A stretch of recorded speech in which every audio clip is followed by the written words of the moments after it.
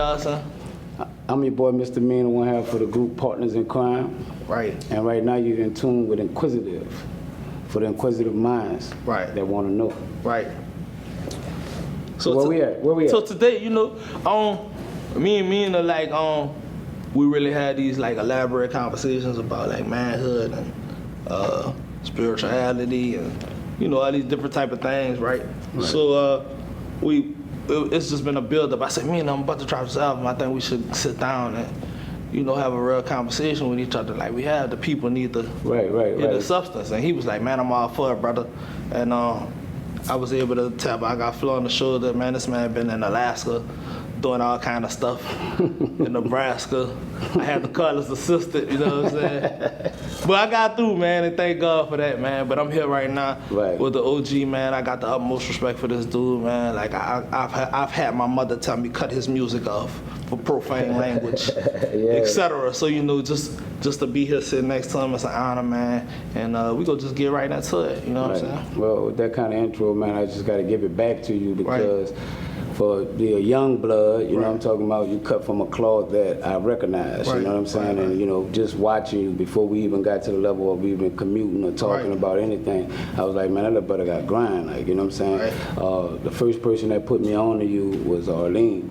You know, she was like, you ever heard of, you know what I'm saying? Yeah. And I'm like, nah, I never heard of them. Like, I said, they got so many young rappers right now, I can't keep up with them all. She was like, keep your eye on them, like, you know what I'm saying? Keep your eye, and watch them, so I started following your page, and from there I just was like, I was like, damn, you got like this image, this boss image, you know what I'm saying? So I didn't know if it was the truth or I didn't know yet. It's questionable. That's why we on Inquisitive talking about it. I mean, it's really me though.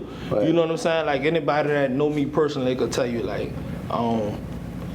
because a lot of people, that's a big thing with me. People get misunderstood. They think I'm like doing some type of act. Real you know talk. what I'm saying? But this really me. Like I really walk around daily with an ensemble like this song.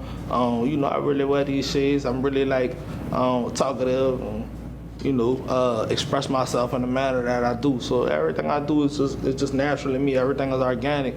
And if you follow my page and get to know me enough, you'll be like, dang, this really who he is. You know what I'm saying? But one thing I told you about yourself was that you look unapproachable.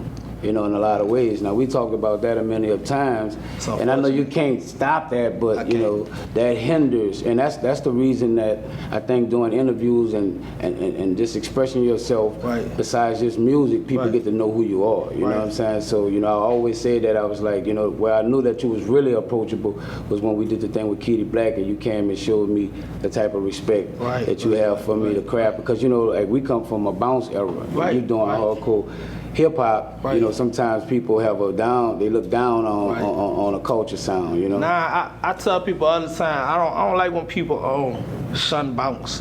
You know what I'm saying? Because I'm like, dude, your grandmother shook to this, your mom shook to this. You listen to it, you in the club, you have one too many drinks, you go do this. How you go shun something that's a part of your culture? This is part of your DNA, whether you like it or not. This is gene you inherited. Just like second line. Everything you from else, here. jazz. I love every aspect of music from this city, our city. And I don't like when people shun bounce. And I listen to it, and I listen to you. And y'all, Partners of Crime did something nobody ever did to me. I don't think nobody ever did it. Y'all did something Ja Rule and them did and 50 did before that. Y'all were pop stars. That is a difficult thing to do. And I always told myself, when I start rapping, I'm gonna be a pop star. You know what I'm saying? I'm gonna make popular music. I'm gonna be the popular guy. I'm gonna wear the popular brands. I'm y'all set the bar for me to understand what it was. To be that and be yourself and be gangster, be whatever, still be street and be a pop star. That's impossible to do almost. Yeah, it's almost because people feel like you gotta stick to a certain stigma or whatever like that to be a certain person. When people call pop stars, they look at Katie, what her name is, one of them kind of artists. One of that, Justin Bieber or something like that. And they consider, and that's popular too, but at the end of the day, we have pop stars as well for what we do, you know what I'm saying? Because they stand above, and they look elite compared to the rest. Even though we come from the same walk of life, the same hoods, the whole nine, is an elite branch of people. for his dressing. You know, when in our days, you know what I'm saying, we talked about the Gucci's, the Ballets, you know what I'm saying? We had a song called I Got Gucci's, I got you know. Gucci, bitch, I got the back, I got the white, I got Gucci. Come on, man. That was on repeat. Right. You Ballets feel with the me? stripe I on ain't the have soul. one Gucci at the time. Right. But he was young. I mean, you know, you know, you got to understand that, you know, those was some expensive threads to buy, you know what I'm saying, at the time, you know what I'm saying, and you know, we just was trying to, like you said, be elite, like or be, you know, a step above. You know, we wasn't talking about the Reeboks. Me and Juve used to have these arguments on the bus. You know, he talk about I made Reeboks soldiers. I'm like, okay, you know, but we was talking about Gucci, bro. Yeah, we was talking about Ballets. It's a different bracket. You know what I'm saying? Right. That's crazy you say that, cause like, you know, I just did this Dirty Glove interview off the porch, and I was talking about y'all, and I was talking about Juvie and all this other stuff, and I was just speaking on like what influenced me, cause they just like asked me, what influenced you? I was like, New Orleans influenced me. Right. Like we had enough culture here to where I didn't have to look at Atlanta. Outside of it, right. Yeah, I didn't have to look at, like this all I knew, like musically. Right. Like when I go to other states, I'm like, who is this on the radio? I don't know who this is. Right. Cause at the time, that's before everything changed with the radio. We ain't gonna get into that. It's a whole different ball game, but y'all was on the radio. Right. Like when you walk around, like I seen y'all walking around promoting people with y'all posters, big boy, like that. Y'all was in the streets. Like, you know what I'm saying? It was just different. And how could you not be influenced by that? I remember Vamp riding around on his bike, slapping Cash Money stickers on every stop sign, God bless the dead. So, you know, I was influenced by all that, and that's how I move and why I move, how I move now. Right. And man, he asked me something, man, we could talk on. He was like, what do you think it would, he said you was working on the album Murder Cabbie. Shout out to Hayes at Dirty Glove.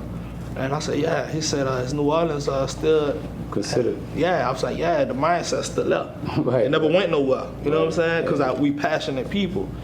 And he was like, what is it going to take to change? And I was like, that's a good question. Right. Well, how you change your mindset? You know, I'm in a business now where, you know, we deal with people, and dealing with people, you know, the question is like, how do you change their mindset? Their belief about something is their belief, you know what I'm saying? I could give you all the value in the world about something, and if your belief is like, I don't need that, regardless of how valuable it is, you don't move on it, you know what I'm saying? So changing the mindset is kind of hard, but I think that we got to live by examples, you know what I'm saying? You know, it's just like your kids, they watch you, and they watch you, they watch your actions. So the best way to teach somebody is just by the way you live, the way you walk, you know what I'm saying? The way you know, the way you talk, the way you carry yourself, your principles, your morals. I run across some young people, you know, and they be like, you know, I'm like, what's that? You know, speak. I'm like, where you get that from, bro? You know what I'm saying? They was like, what you mean? I'm like, I spoke to you. I said, good morning. You know what I'm saying? Looking at me like, oh, all right, good morning. I'm like, listen, little brother, it ain't nothing wrong, ain't nothing, you ain't losing no gangster or nothing by saying good morning. Because the gangsters or the street people from our era, they respected older people. How you doing, Miss Such and Such? How you doing? Hey, give them a hug the whole nine. Just knock somebody's head off around the corner. But at the end of the day, they gave older people respect. Young people right now, I was talking to LaPool earlier today, and I was just telling him, like, you know, you got to pass if you had your kid in your home. You know, dude will see you and be like, boy, you blessed today. You know what I'm saying? You walking with your grandmother, nobody not gonna ride up on you and bust no caps at you because you with your grandmother out of respect. But now that's just like, that's not part of the law no more. And somewhere we lost those morals. So sometimes I feel like as an older, you know. I'm gonna tell you. I broke this down before to somebody, right? Not to cut you up, I said, crack ruined that. The crack era. The crack era. Let me tell you why the crack era ruined that, right? The crack era ruined that because it controlled the community in a different way. And all them dudes that had principles, they went away. Right? So it's a few dudes that is left that have principles, but it wasn't enough for you. It wasn't enough meanings. It wasn't enough whoever else stand for what you stand for around. Cellos. Right? It wasn't enough cellos. Like, you know, the list goes on and on, man. It just wasn't enough for y'all. So what happens is that we got a misguided lost generation. And that's probably my generation on down. And then the generation after me, they tore up. Like, but could that be a fault of us saying, you know, because I hear a lot of older cats or cats in my age bracket where they say, man, I don't really mess with them youngsters. And I don't feel like that, but I hear a lot of my peers because that's a mindset that they automatically put themselves in. Right. You know what I'm saying? Versus saying, I talk to all these 11, 12-year-olds, 8-year-olds, 9-year-olds. I know these little dudes go grow up to be doctors. Some of them go grow up to be killers. They gonna remember I talked to them. Though. Right, real talk. You know what I'm saying? That's how I look at it. Right? Yeah, you know. The same way. And I don't know. I just feel like us as men, black people, like we don't take that initiative to hand down those jewels and have that real conversation with this little boy you don't know. Right. Like I had to point it out to my son. My son, he's 7, he a leader, and he was getting aggravated with the little boys just following him stuff on his baseball team. I say, son, you obligated to do this. You a leader. Right. You know what I'm saying? That's your you a leader. That's the position he you only in, right. following you because he admire you. Right. He want to be like you. That's a form of flattery, right? Right. I said, don't get aggravated by that because somebody praying for that right now. Right. They envying you for something that you don't even want. Right. You know what I'm saying? So I think being a father, being a role model, community figure, all that falls in the part of you saying leading by example. And I think a lot of examples not led, you know, and it's our job to do this, to talk about it, and spark the flame that could cause the fire. How many little ones you have? I got 4. How many boys? How many girls? 2 boys, 2 girls. Oh, you balanced. I got all girls. Man, I listen. got 4 daughters, bro. Man, I see you always Right. on social media with them, and I love that aspect of you because I see me when I see that. Right. You know, you having fun with your family, y'all got your mask on, Right. showing Corona still going on, doing TikToks and the same stuff I be doing at the Right. crib. Yeah, I see. Yeah, and I really be just sitting back, looking back like, man, this dude's a real dude. Like, you know, like Right. regardless of whatever, wherever he at, you know what I'm saying? He'll really. I'm trying to create moments, bro. Yeah. You know, you know, when life all over, these moments gonna count for something. Energy time. You know, listen, you know, and it's crazy, bro. Right. My pops did 42 years in Angola, right? Right. So he comes home, and my relationship with him was, I was, you know, like I heard stories of the brother. So when he come home, I'm like, you know, I'm looking to be like, man, I'm about to get a lot from him, like, you know. So when I come and I'm asking questions, he don't really answer the questions accordingly to what's beneficial to me. First of all, he don't want to hear my struggle, because I'm like, damn, bro, without you being in my life, I had to find my own way. It was a little hard. Right. Well, I was in jail. He like cut it off. I'm not trying to put you at fault. I'm just trying to express to you where I'm at. What I done been through, and you should have respect. I want to hear your stories too, but I just want you to hear kind of like where I've been at and what I've been going through, and then maybe we can meet there. You know what I'm saying? So, you know, my mother-in-law was asking me, like, you be talking to your dad? I said, yeah, I talked to him, but, you know, it's no different than a dude on the street, because I'm asking him, like, when you first met my mama, you know, what sparked the interest there? Like, what it was, you were a few years older than us, she was a young girl, like, how, man, you know, he'll start off, your mom was a nice woman. See, women, you don't tell me about women, bro. I'm talking about a particular woman. You know what? Just to create a type of balance and understanding to your frustration with that. I've seen it happen before, and a lot of times that come from, in our community, we not taught to deal with our emotions. Real tough. Right? So this man did 42 years in Angola. Right. Definitely he ain't have no time to show emotion. Emotion in our community is shown as a sign of weakness when it really is a strength. Right. It's a strength to be able to express how you feel and sit down and communicate with somebody versus going straight to violence or something like that, right? Lack of communication caused so many deaths here in our city, right? So, just to kind of mentally put you in a better space with it, he just don't know how to communicate, brother. My wife told me the same thing, bro. You know, she a genius. She told me the same thing, but this is what I'm looking at. You know, I'm a person that love documentaries and I love things of that nature. So they got people that come on. I understand people are institutionalized, right? But at the end of the day, these are simple. You know, like, listen, for instance, like an example like this. Right. I can't wait to get home, man. You know, if I get home, talk to my granddaughters. All right, you met 2 of your granddaughters. I never brought them around them again because you never asked to see them. Like, I want to see your interest, like, as a natural person. You should be like, man, when you gonna bring them girls around me? Like, they don't know you, so I'm not forcing them on you. I want you to be, you know, inquisitive about their life. See, bro, look. I feel you. I agree with you totally. Right. But I think in this situation, the way he is, you kind of got to step out at the end of the day a little more. Maybe Because so. that is your father. Right, I respect and him. that's a I part of respect any religious belief. However you look at it. I respect him. Honor thy mother, thy father. That's Old Testament. However you want to look at Right. it. Up and down, straight up. I ain't saying you don't respect them, but I think your pride might be getting in the way with the situation. I question that because I don't look at it, because I'm really not prideful. I really want to break the ice with him, but I want it to be a natural thing on his behalf. I get it, but if you know that's not a natural thing on his behalf and you want him to do it and you know he ain't gonna do it, I don't know what that is. Like, I'm just calling it. It might be pride. Yeah, I'm calling it how I see it. But look, what you do if that's how you raised? Like I wasn't raised with a father. I was raised by the streets. Guess what? It's so much shit that we was raised that was wrong. Wrong, right. Man, I tell people, I told somebody, I don't know what interview I told. I said, man, everything we was I did an interview with Braille, right? I said everything we was taught was wrong. I was taught the best things about the wrong things. I was taught the best ways to do the wrong things. Right.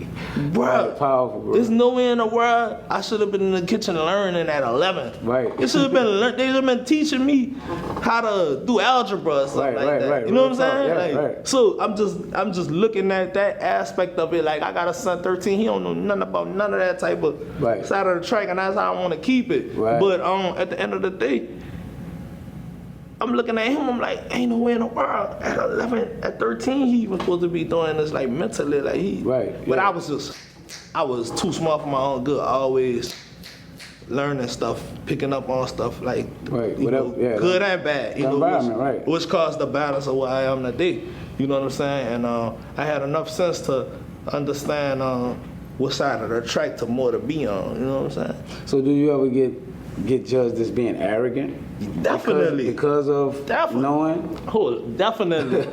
Definitely. Don't you? Yeah. Of In a lot of ways, but I sometimes I hate that outlook on me because deep down inside I'm like, I'm really not arrogant. I'm confident. It's confidence. That's what I'm saying. But don't mix it with arrogance because arrogance is kind of ugly, and I don't want to be looked at. Guess what? I don't like arrogant people though. Guess what? Sometimes it is gonna be kind of ugly to a person that don't understand. That's why you always have to be around like minds. Cause a like mind, if me and the tell me something, right? No, Jay, I ain't how you do that.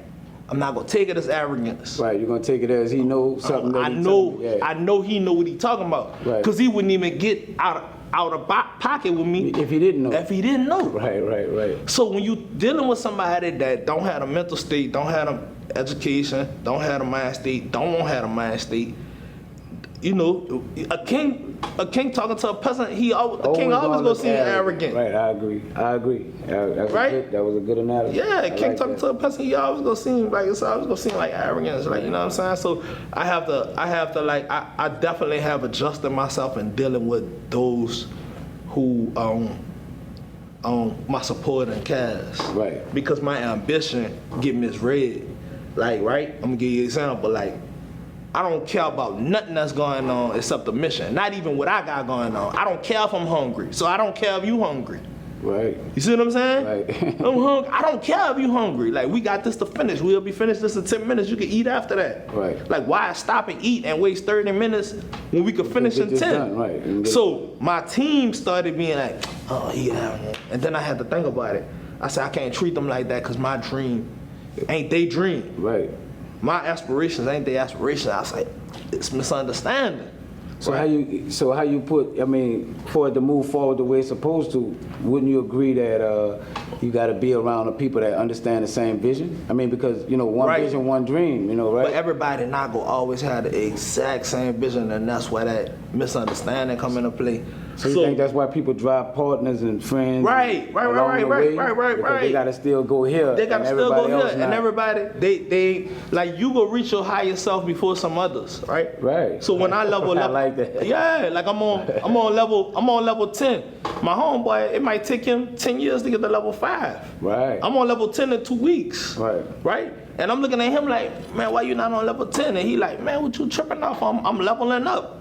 And then y'all getting into it, but y'all not on the same page. It ain't nothing personal. Right. That's when you gotta sit down and be like, say, bro, listen, we not on the same page because I'm doing these things, you doing these things. I don't think it's best for our friendship for us to continue this business ship. Right. Right? Because it's nothing personal. Right. It's business. Now, whatever you need, I can help you with. Whatever I need, we could do joint situations that we on the same page on. Right. But we can't do this no more. Right. And once I started understanding that and doing my own thing, my relationship with all my people that I'm attached to a whole better space now. Right, I had that issue coming up. It was almost like I was a visionist. I was always a visionist amongst the group and my peers. You know? And I used to have to tell some of my partners, they'd be like, you know, people would assume I was a leader. Right. I have a leader Man, you definitely mentality, right? You're but a leader, though. No, but listen, I've told them they feel like you the leader. Yeah, but I'm like, no, we are leaders because I hang with y'all. You know, when we one-on-one,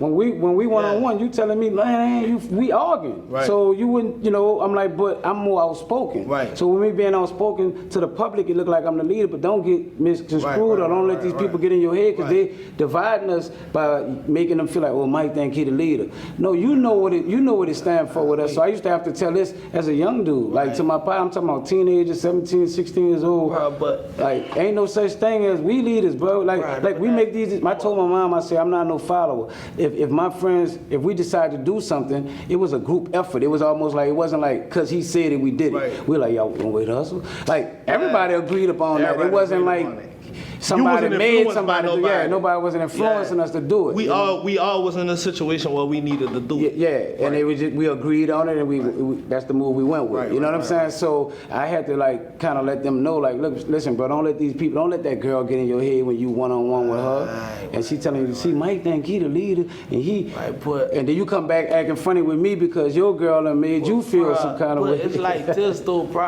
because I go through that. I went through that so much in my life myself, bro. It's like,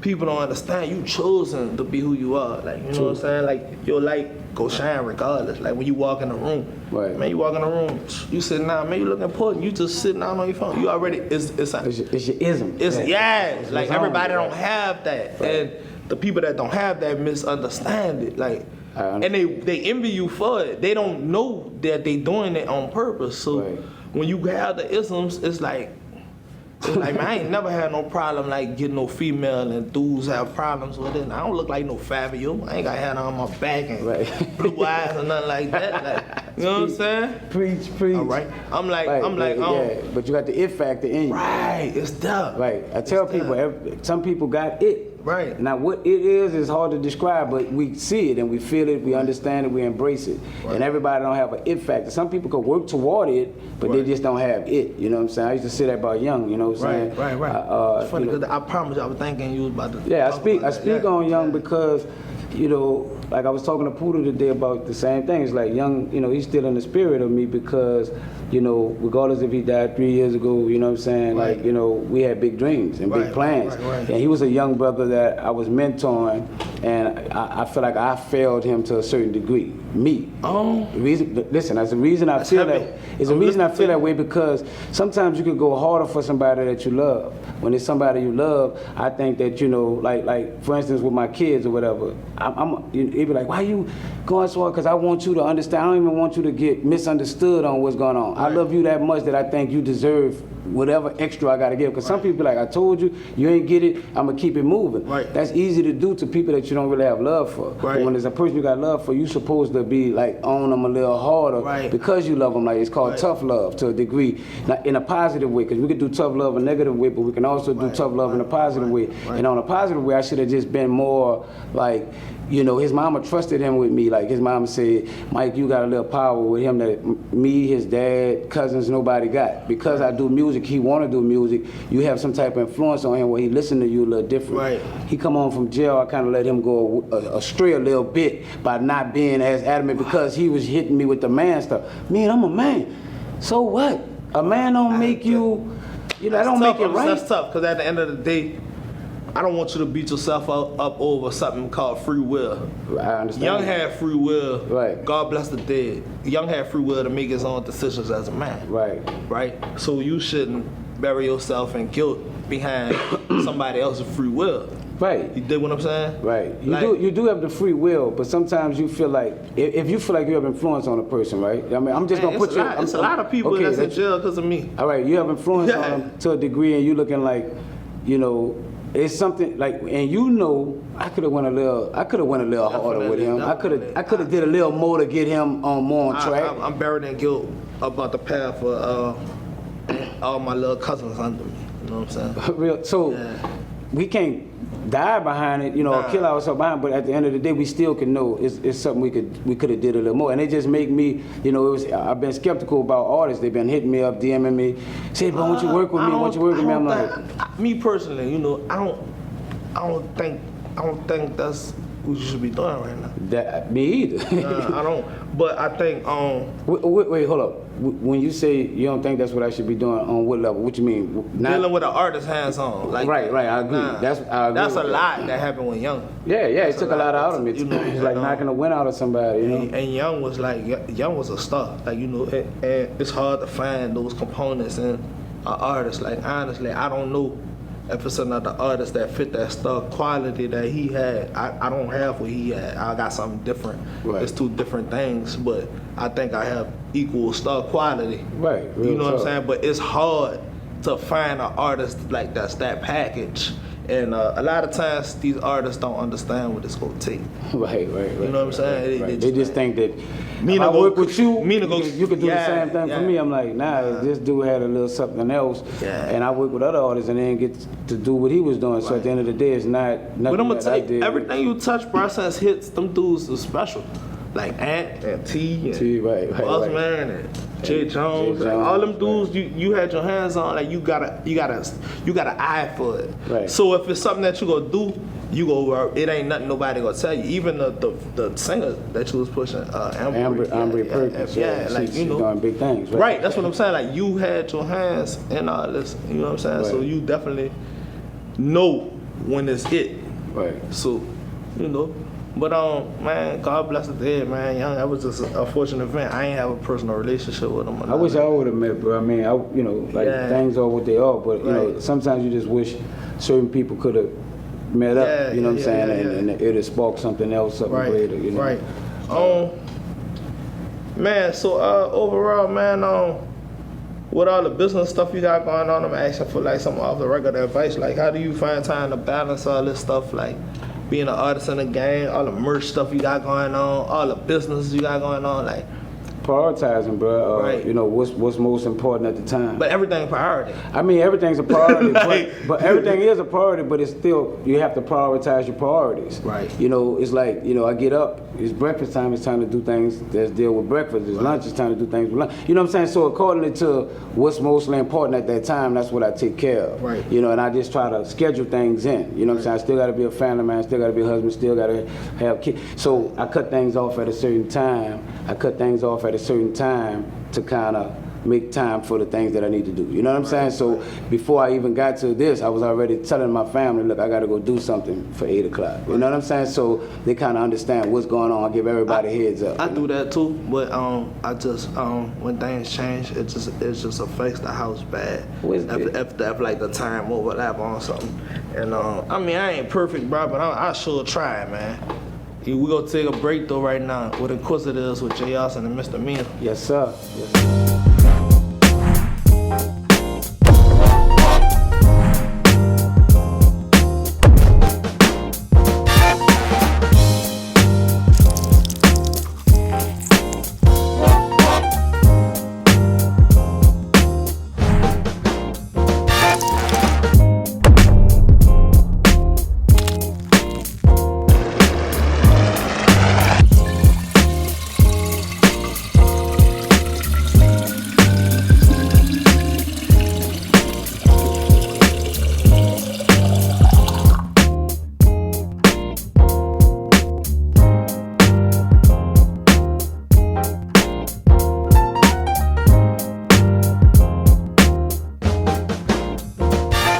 So we back with Inquisitive. Yeah. We back with Inquisitive, man, you know what I'm saying, for inquisitive minds that want to know. Right. You know, so Jay, you know what I'm saying, just to get into a little bit about you as the artist, right. You know what I'm saying, like I need to know you know, how long you been rapping, what first inspired you to rap, you know what I'm saying? Like, you know, give me a little bit honestly, about yourself. man, I probably it was in my DNA, man. LL Cool J really inspired me.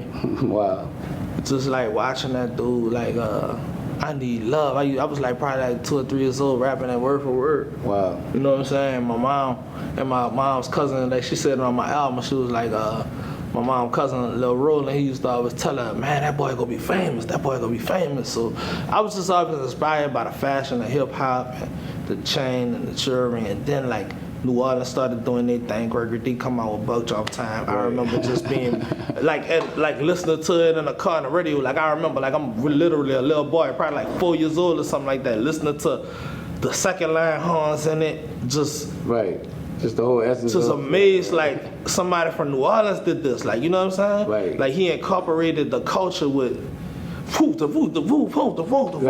they was rapping back then, you know what I'm saying? New York, right. Yeah, and I was just like, and talking about New Orleans, right? Right, and I was just like, man, this is brilliant. Like, but like definitely like y'all and UNLV, man. I was so upset y'all was at odds with each other. Like I couldn't fathom hip hop, man. Right, I'm saying as a child. Right. And I'm like, man, I'm bumping that PNC. I don't care what UNLV talking about. Like, you know what I'm saying? Like. Just being. I was a fan of those brothers too, you know. Right, I can believe it. That's how real that was. It was like we had our beef, but at the same time, I still was a fan of what they was doing. Right, I wanted to hear what they had to say. I remember you telling a story about how they did the Dragon from the Road. Oh, that blew my dome. You was like, oh man, I'm glad they ain't saying nowadays. Right. There's an overnight sale on Odyssey, bro. We walking there. That boy Yellow was like, number 4. Check out number 4, Dejan. That was my partner with me, man. We get in the car, put that CD in. I'm like, ooh. We quiet in that car. We listened to the whole song. I drove off. I said, Kango, they ain't say nothing about us. You know that, cause that was that hard. Yeah, you know what I'm saying? And you know that's the kind of person I am, bro. Like I give credit where credit is due. If it's hard and it's hard, it just make me go hard or want to go hard. And I've seen you do it. Right. Yeah, I've seen you post people you don't even know. Right. If I like it, I like it. Yeah, I seen you like I seen you check people for handling things wrong with you too, not respecting the fact that you're a general. Right. You know what I'm saying? And I respect that too. Right. And me and Jack Joe, man, shout out to my brother. That's my brother, man. I like him. He always tell me, man, I like Meana, man. Meana, a gangster. I like Meana. I like how Meana coming, you hear me? Right. Meana made them boys step up to the plate. Right. You know, you post that, you shook. Yeah, a lot of people felt some kind of way. Oh, you shook Uptown. No, but let me tell you what that did. Them boys went to work after that. Right. Them boys started dropping videos on the pandemic, bro. Right. That was beautiful. Right. You know what I'm saying? Yeah, shake them up. And that had a lot to do with your influence on, man, y'all better stand up. I appreciate You know what I'm saying? And, you know, just being on the other side of the fence, it was cool. Like, I was like smirking at it, you know. Just, right. Yeah, I was trying to spark some of those battles up because I understood I didn't want no real beef, but I wanted like the sport of hip hop to kind of like get everybody back fired up. You know what I'm saying? Because people was almost like, what we do next? You know what I'm saying? Like the radio not playing our records, you're not giving us the proper support. DJs not playing our music. How we get this thing heard? Well, I'm gonna tell you, like, I think that's a misconception here in our city. I think a lot of artists misunderstand that they gotta put in the work for these people to want to do that. I agree. You know what I'm saying? Like, you can't just go, oh, the radio not playing me, but your partner ain't playing you either. Have you ever heard of a smash hit, dude? I got smash hits. Okay, so if you got a smash hit, I come from making smash hit records, meaning like we put a record out, it don't take a lot of money. You think that Pimp Daddy smash hit? Yep. I think that's what I'm saying. It was super raw, and then I saw when your girl and them came out to something, I'm like, damn, you know what I'm saying? I was just saying, like, I'm playing that in my bed. Wow. That mother was so loud. You know, I'm like, I gotta cut it down. Like, then the WAP come in, you like, and then WAP come. I can't even. Yeah, I know what's going on right now. I got an eye for, I think, where the game is going at. Right. So I've been doing a lot of records with females, like, you know, that ain't been released yet. Right. And writing, shopping up my writing skills, got my publishing together. Yeah, I think it's a smash, bro. Right. I think so too. You got a radio version for it? Man, let me tell you, man, I don't, but I will. God bless the dead. Nayo died with the files, man. Yeah, I heard. The day before, I was going over there to get all my files. Right. You know, we had talked about it, and that's a lesson to any artist. Rest in peace, Nayo. Yeah, rest in peace, Nayo. To any artist, bro, do not go to these studios without your hard drive. Put all that terabyte, stuff. man. Put all that stuff, and I got one. That's the your crazy part. terabyte. I got 2 of them. You know what I'm saying? I was just lazy, rushing out the house, bruh. Go back and get it. I don't care if you late for your session because time waits for no one, and a disaster could happen, and this man died with files, and I can't probably mix some of these records. Right. So You know with what you I'm having a smash hit record, Right. you know, and I want to get your mindset on it. You got a smash hit record. Right. What other work you should put in besides delivering a smash hit song to somebody to get them to play it? Like, you know, because you can go beat the streets up, right? People could be playing it the whole nine. Right. But what makes the DJ play the record? And you say it's a smash hit record. I'm just trying to see your science behind it, you know. My science, I really think, because I set out to every song I make, I want it to be a smash hit. So I have a formula for every song. So if this one takes off, this is my formula. My formula would be to hands-on get help, right? Like Vertigo, deal with these DJ streaming companies, right? So then getting on these playlists, right? So now I got my own credentials to.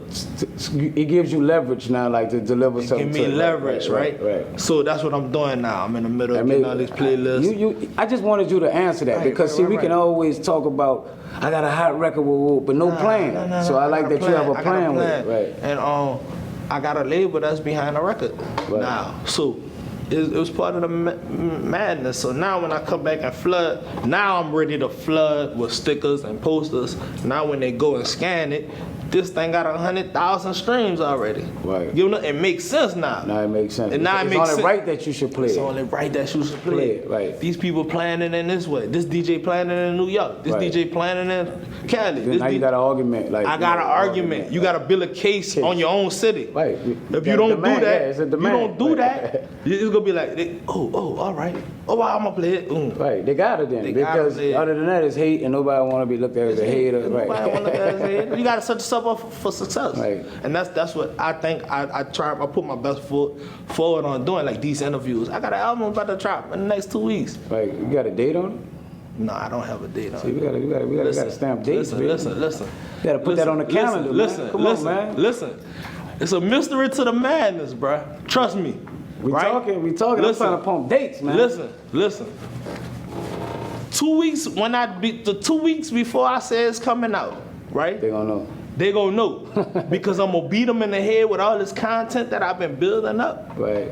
And everything that I say, the date gonna be boom.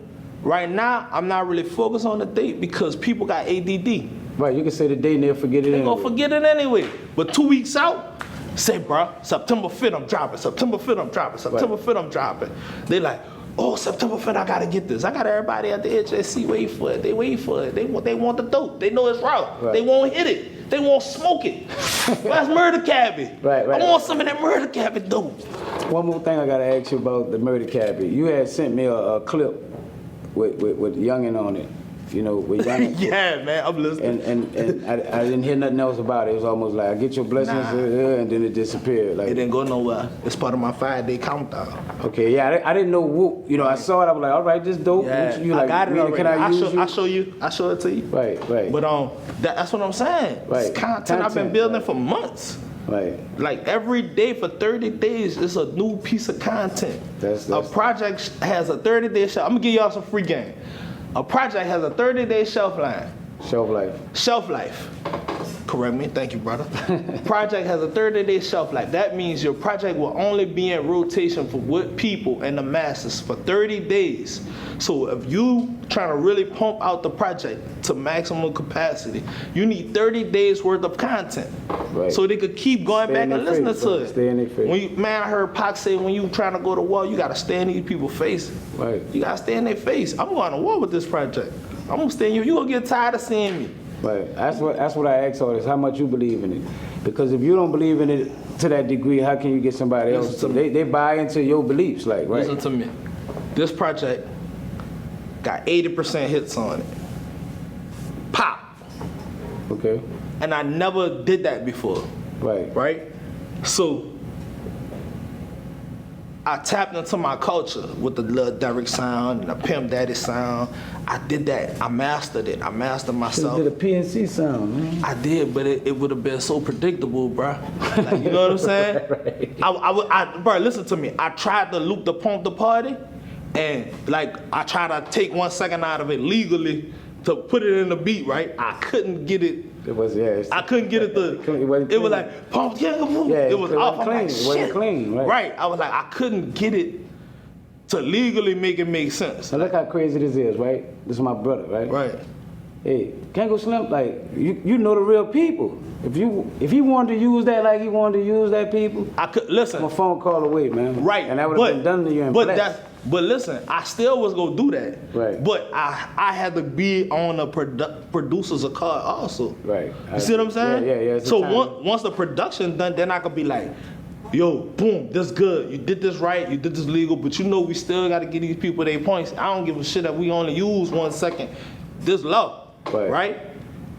Boom. A lot of producers like to stay in that box, and I'm not gonna mess up them with their creativity. Real talk. But we just couldn't loop it right. Right. You know Couldn't catch it right. You want that raw essence of like from the record. Right. Totally. But You want me and Jack Joe working on one, man, and I think we go be able to tackle that duel. Cause I'm gonna tell you, the stuff we working on, it is heavily influenced by y'all. Right. And I feel like we got a few hits, and it got together. We got a Mr. Meana and Kango Slim feel, and it's crazy because I wasn't setting out to do that. It's just in the DNA. Yeah, that's what came, right? Yeah, it's just in the DNA, and it's like, wow. Right, I can't wait to hear that one. Right. I can't wait to hear the project, period. Bro, Right, because man, I know listen. you dope. Yeah, you heard me on Busy Project?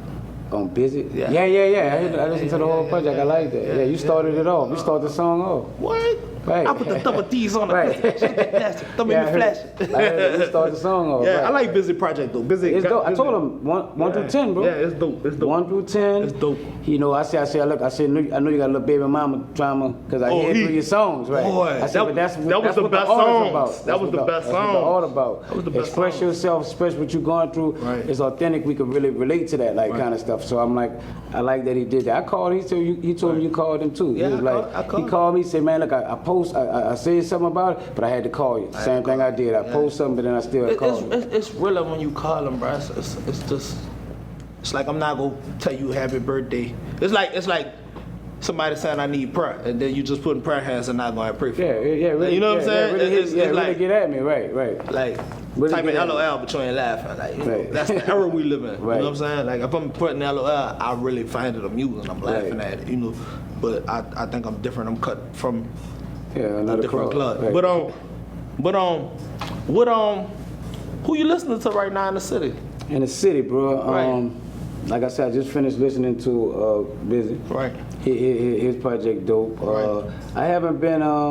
Me and Kango back in the lab right now. So usually when we get back to work, we get back to work and I kind of like get out of everybody else's world and kind of like jump into our own thing. So we on some trying to just create some new vibes. We older in age, so we trying to complement some music that bridge the gap from our age bracket to the You know what I young want to see y'all do? I want to see y'all tap into some Zydeco. We didn't did that. I know. You know what I did it with?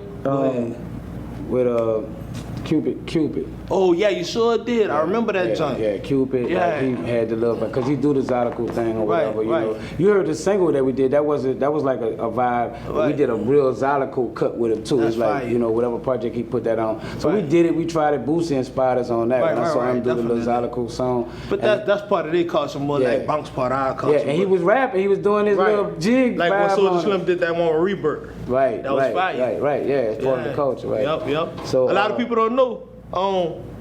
When you put Slim and Successful 5 and all the people on that compilation, a lot of people don't know about that, man. Like, break that down. Well, I was looking at, when I was doing a compilation, I was just trying to put people on songs that had never been together. I didn't want Successful 5 on a song at first, right? It wasn't designed for Successful 5, but Successful 5 was a little brother that was coming up. He was around us a lot in the studio. Sinister was his partner. They from the Ninth Wall. He used to come with Sin. And I wanted Slim, Marcello, and Slim, Marcello, and 6 Shot on one song because That's- nobody heard all of them together. vicious. So I was trying to put that on, but I couldn't get 6 Shot to get on it. So Marcelo Cam did his part, Slim did his part, and I was like, you know what, bro, I'm gonna give you a shot. Right. You know what I'm saying? I like you rap, you from the 9 Ward, but I'm gonna put you on here because I needed to make. I could have jumped on a song, King could have jumped on a song, but we was trying to like spotlight talent in the city besides ourselves, like you know what I'm saying? Because I was going through a little thing where people were saying that, like almost like we mess with the hottest artists. I was like, man, I want to make artists too.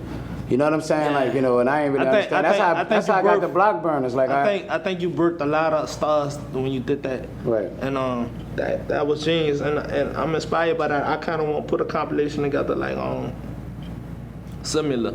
Right. Because there's a lot of talent here. You know him. Yeah, it's a lot of talent here, man. Like shout out to Brooks. That's Mr. Magic Little Brother. He always tell me like, man, we looking in downtown. We looking towards you. Right. Figure out what to do. Put it together, bro. Like, try to put unique sounds together. Put stuff that you'll feel like it's an awkward little mix, but, we can get even the collab. It's going to be dope. You know what I'm saying? I think that's what I ain't ready yet. I'm talking about when you get there. Yeah, Talk to your brother. I ain't ready. I'm getting that, though. I'm definitely getting that. But I think we need that, and that's the only way we're going to hear us as a whole body, a work sometimes. Sometimes we get in your project, his project, but if we can get a comp, we can kind of hear everything that the city got to offer, so. And I want to do it on a scale to where I want a major to shop it. You know what I'm saying? I want to make it make sense. I want to show these artists we can get streaming money. I want to show everybody that we still #1. Right. Influence. Two of the biggest labels come from right here, bro. No Limit and Cash Money. And I think people forget that. That's